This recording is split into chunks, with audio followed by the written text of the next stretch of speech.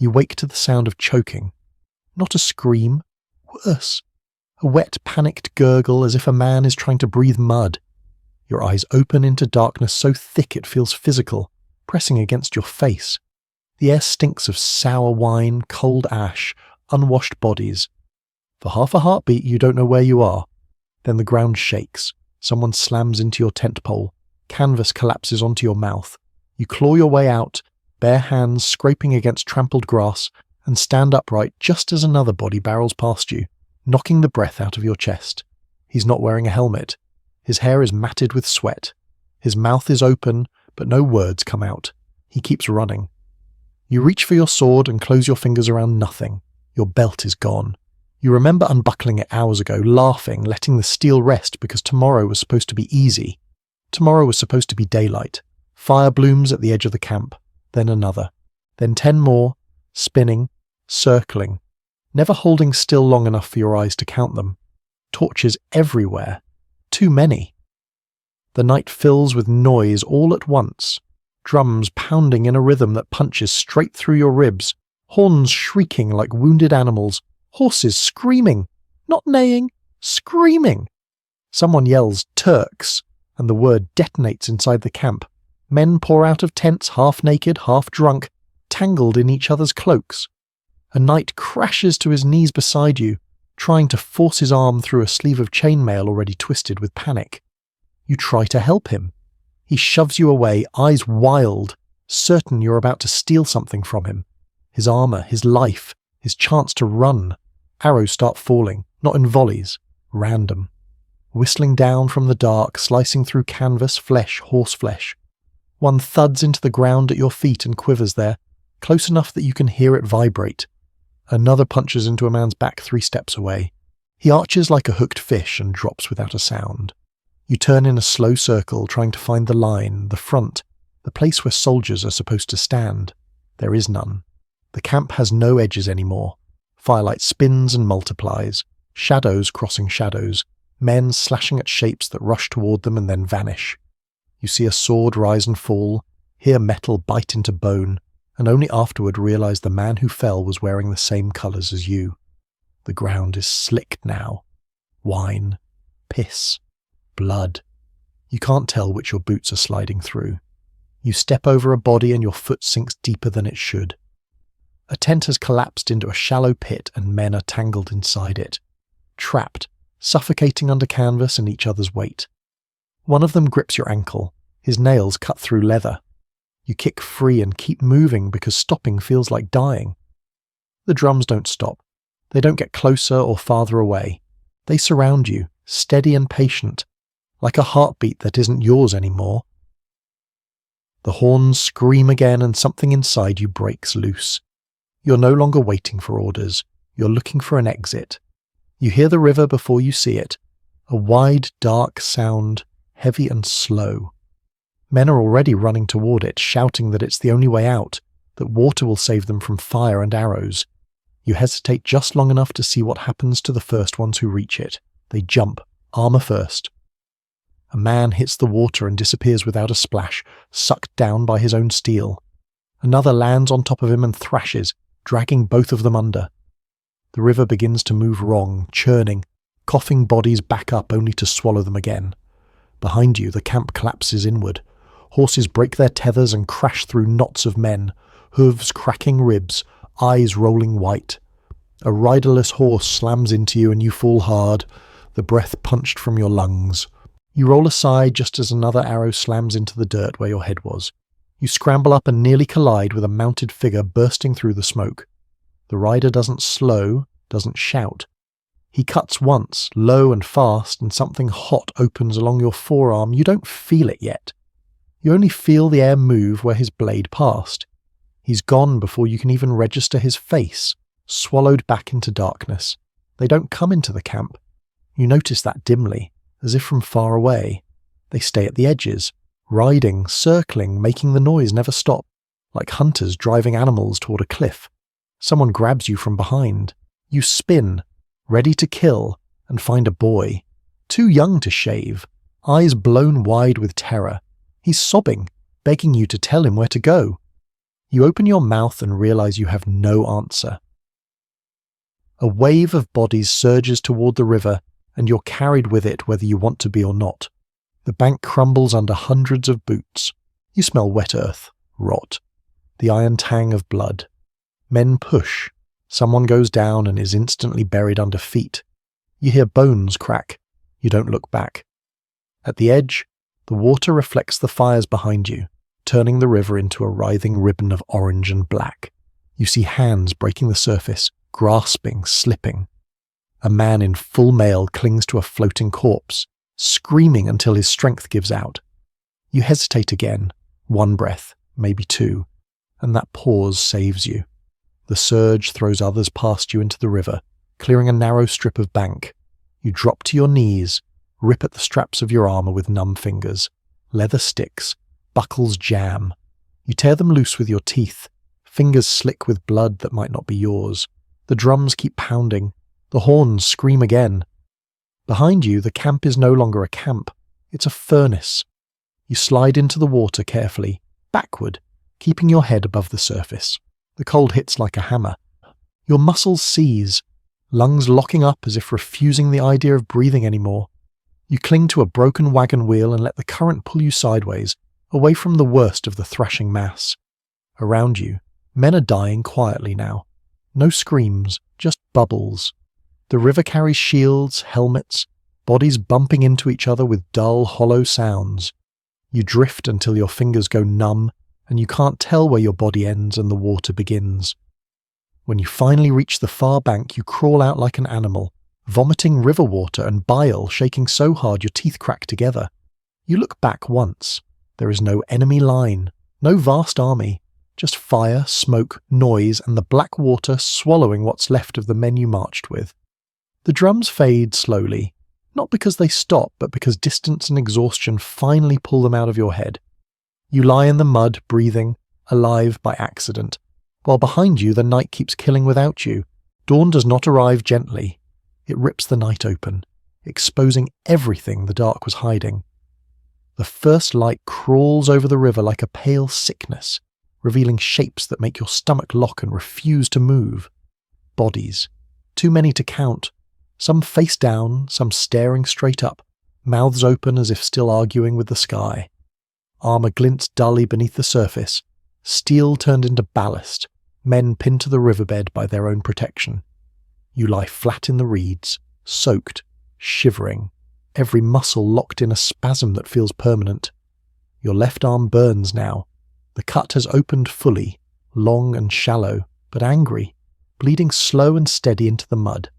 You press it against your chest and wait for the shaking to stop. It doesn't. Across the river, the camp is gone, not abandoned, destroyed. Smoke rises in columns from blackened earth.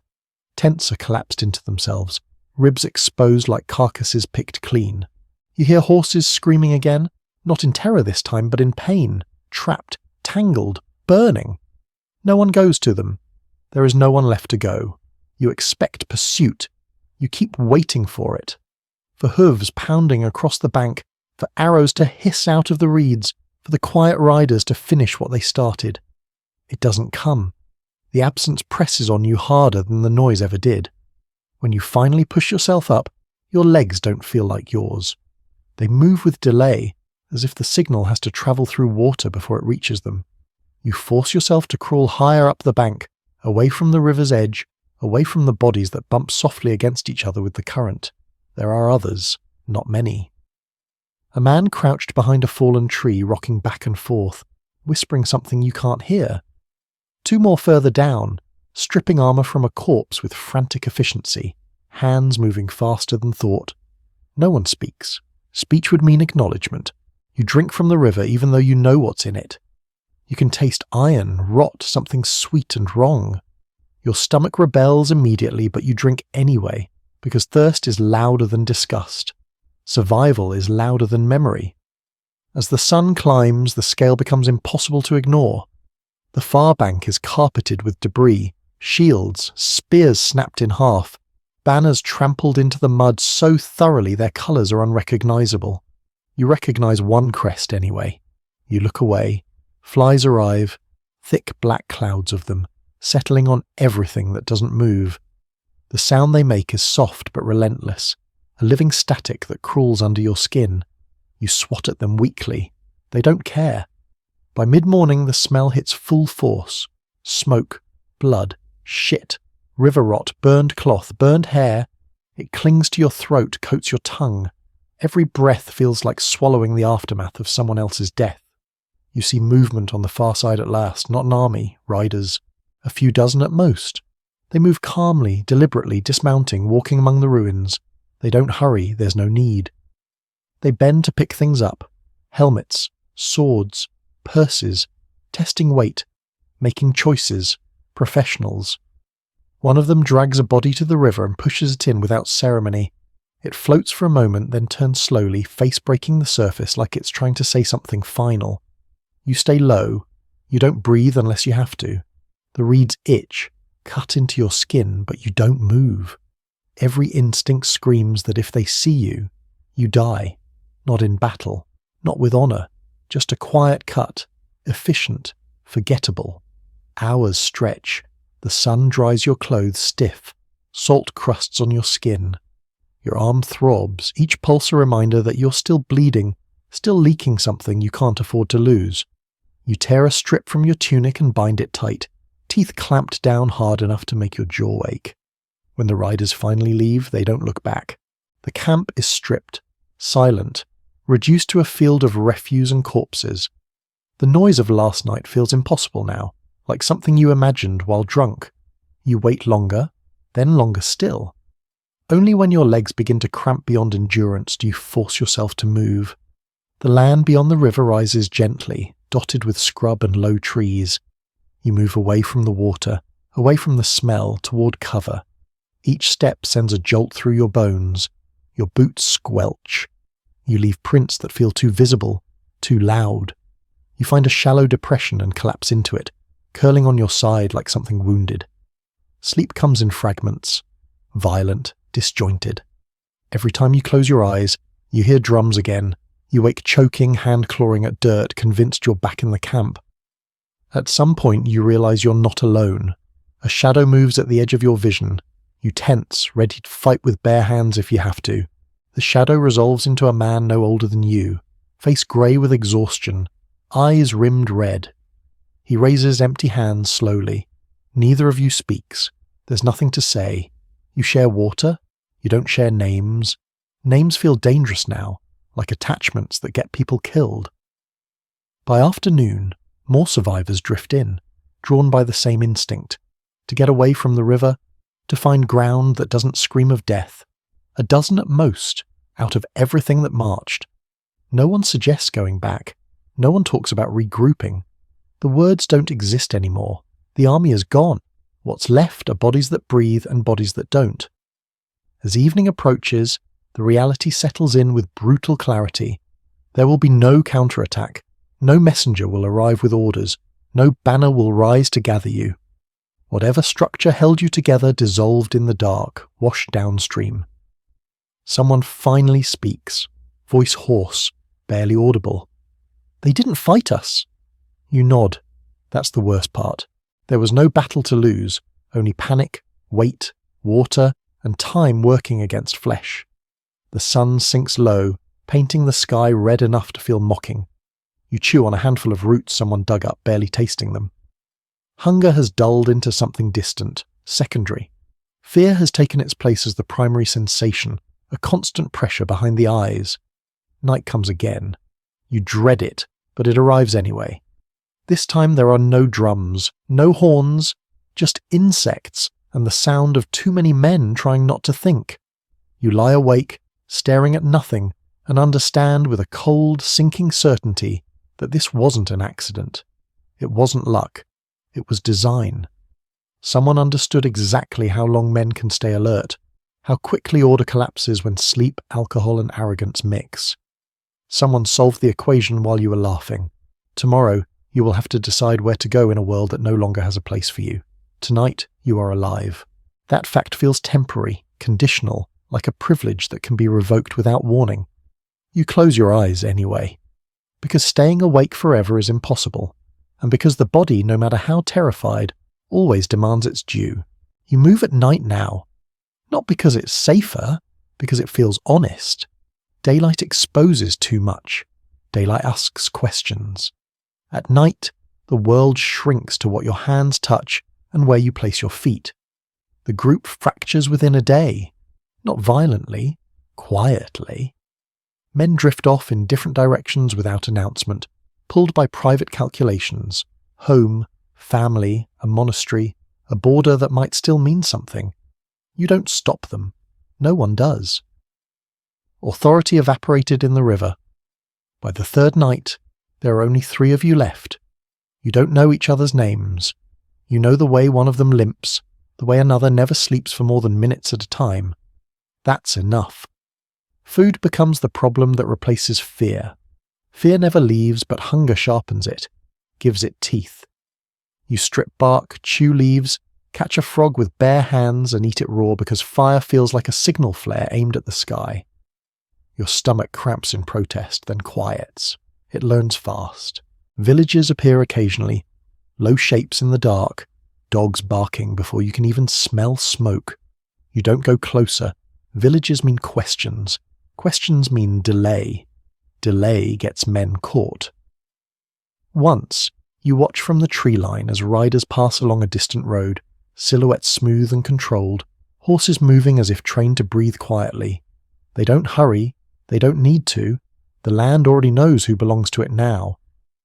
You understand something then. Something colder than fear. The night at the river wasn't meant to end with a camp. It was meant to echo. The real work is happening now, in the days after, in the spaces where no one is left to resist. On the 4th day, you find a man hanging from a tree. Not executed. Dead by choice. His armor is piled neatly at the base, as if order might survive him. You don't linger. The image follows you anyway, burned clean and sharp behind your eyes. Your arm festers. The cut is swollen, skin hot and red. Infection isn't dramatic. It's patient. It waits for exhaustion, for cold nights, for hunger to do their work. You clean it with river water again, knowing better and doing it anyway. There are no good options left, only less bad ones. At dusk, you reach higher ground and finally see it. The road. Deep ruts, trampled edges, signs of recent traffic, military traffic, horses, wagons, men who know where they're going. You freeze, crouched low, weighing risk against necessity. Roads mean direction. Roads also mean death if you guess wrong. Voices drift up from below, not shouting, talking, calm, confident. You recognize the cadence immediately, even if the words aren't all clear. The language of command that hasn't been broken yet. You wait until they pass, until the sound fades, until the earth stops vibrating under hooves. Only then do you move, crossing the road like it's a blade laid flat on the ground. Quick, precise, no lingering contact. That night, one of the remaining men doesn't wake up. He went to sleep sitting against a rock, head bowed. In the morning, he's still there. You touch his neck, cold, eyes half open, unfocused. No wound, just done. You don't bury him. The ground is too hard. You stack stones over his body instead, enough to keep animals away for a while. It feels inadequate. It is. There are 2 of you now. The world feels larger and emptier at the same time. Sound carries farther. Silence presses harder. Every decision feels heavier because there's no one left to argue with. On the 7th day, you find people again. Not soldiers, refugees. A line of them moving south, carts piled high, faces drawn tight with something between panic and resignation. They don't ask who you are. They don't need to. Everyone looks the same now, thinner, quieter, eyes always scanning the horizon. Someone tells you without prompting that cities are opening their gates. That tribute is cheaper than slaughter. That resistance is something people talk about in the past tense. You listen. You don't respond. Words feel expensive. That night you and the other man separate without discussion. At a fork in a dry stream bed, he goes one way, you go the other. No handshake. No goodbye. Survival has stripped ceremony down to its bones. Alone again, you walk until your legs feel hollow. You dream while awake, short, violent flashes of firelight and drums, the river pulling at your boots. You stop trusting your senses. You count steps instead, breaths, heartbeats. Numbers are stable. Numbers don't panic. You reach the outskirts of a fortified town at dawn. The walls stand intact. The gates are open. That tells you everything. You don't enter. Not yet. You watch from a hillside as people move in and out, unchallenged. A banner you don't recognize hangs limp above the gate. No fighting, no shouting, just acceptance wearing the shape of normal life. The realization hits you harder than the night attack ever did. This is how it ends. Not with sieges and glorious last stands, but with quiet adjustments. New rules learned quickly, survival recalculated. Your war is already over. It ended before you ever swung your sword.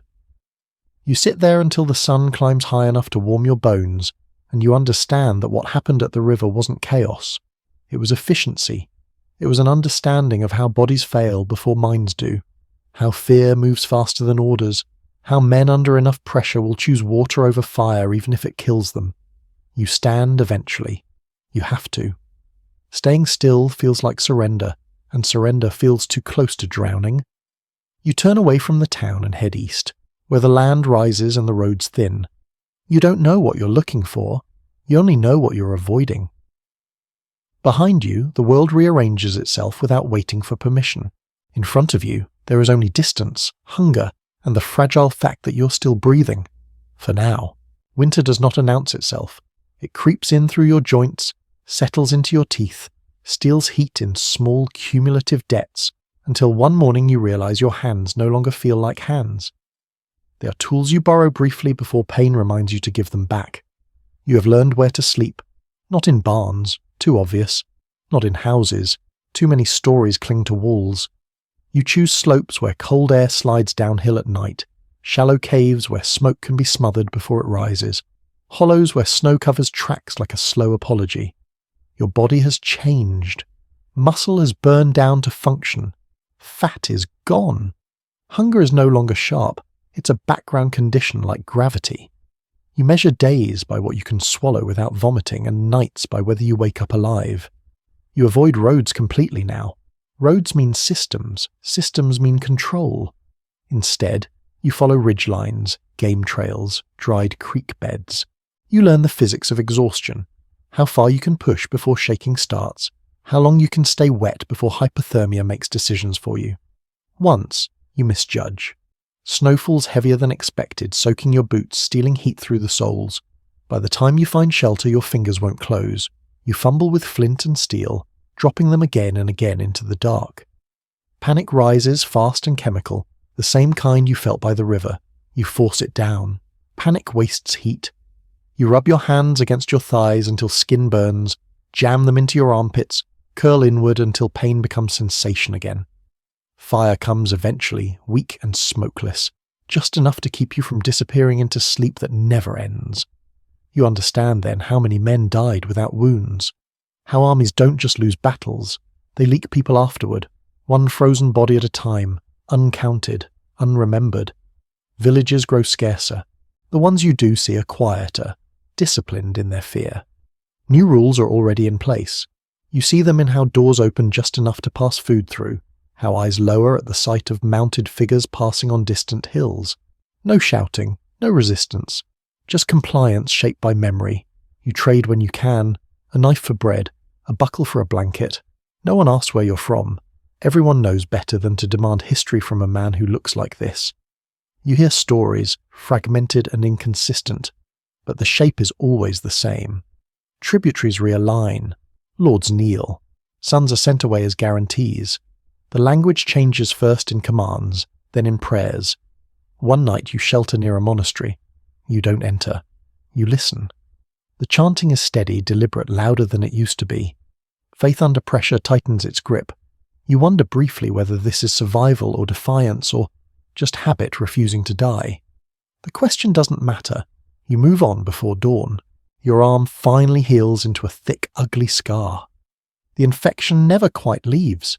It flares when you're tired, when food runs thin, when cold sinks deep enough to touch bone.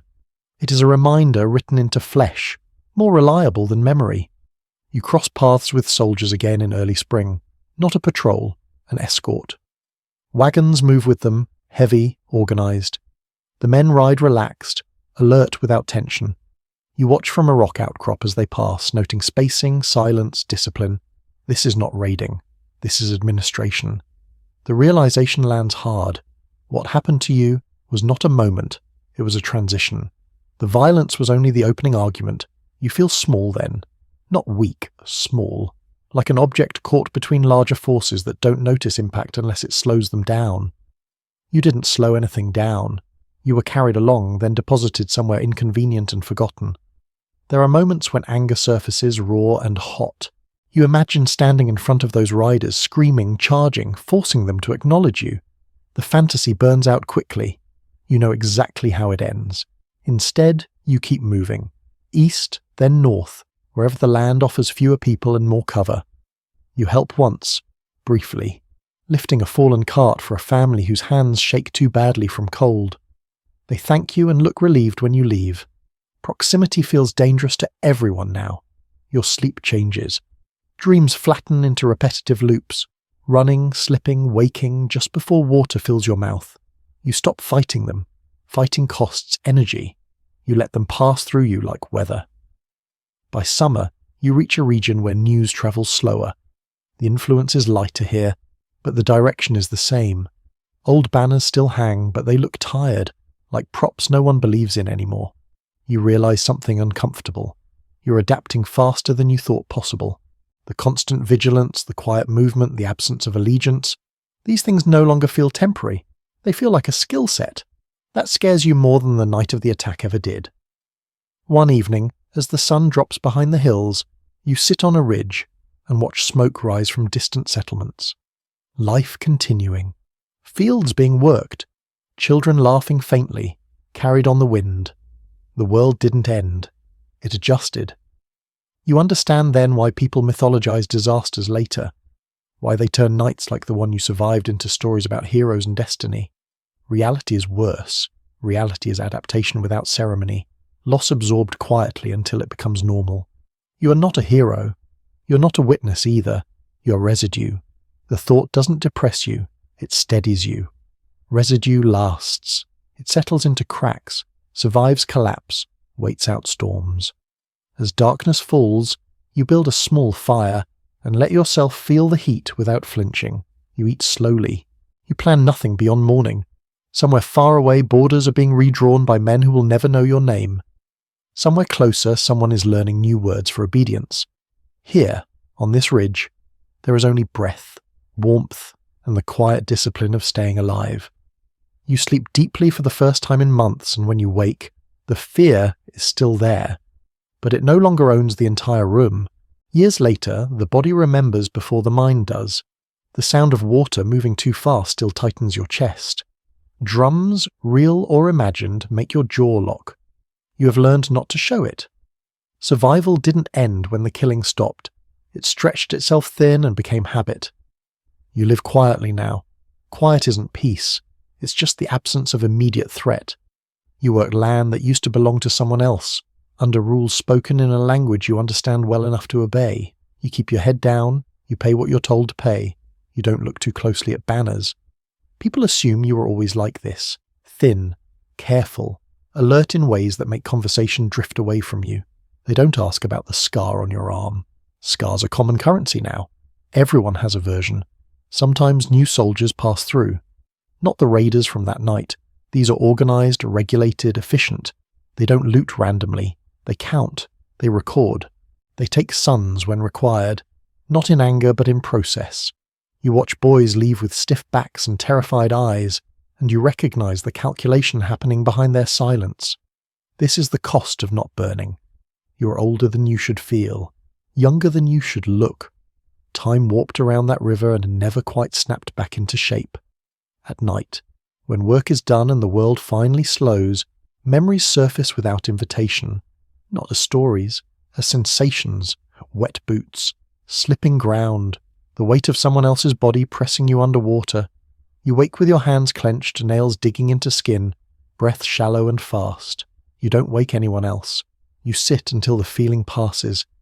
You've learned that it always does, eventually.